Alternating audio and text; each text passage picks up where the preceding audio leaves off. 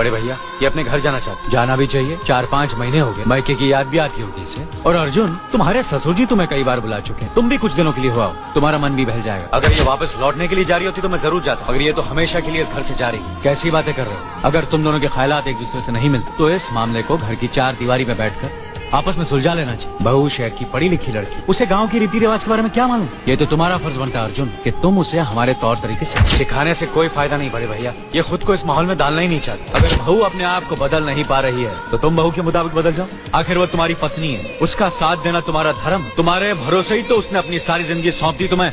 अर्जुन, मेरे दर्द पर तुम तड़प उठो, क्योंकि हम दोनों एक ही माँ की संतान, खून का रिश्ता है हमारा। मगर पत्नी का नाता उससे कहीं ज्यादा गहरा होता है, क्योंकि वो पराये घर से आकर अपनों से कहीं ज्यादा अपनी हो जाती है। पति शरीर है तो पत्नी उसकी आत्मा है। पत्नी ही पति के जीवन को सही अर्थ देती है, उसे कामयाब बनाती। पत्नी के बगैर पति बेजान और बेमाने हो जाते। अगर आज तुम अपनी पत्नी को हमेशा के लिए उसके मैके छोड़ाओगे तो ये गाँव, ये समाज क्या कहेगा हमारे बारे में? न्याय के सिंहासन पर बैठकर जो लोगों के अच्छे बुरे का फैसला करता है, अगर उसी के घर में नाइंसाफी होगी तो लोग हंसेंगे हम पर। अरे भैया, मुझसे भूल हो गई।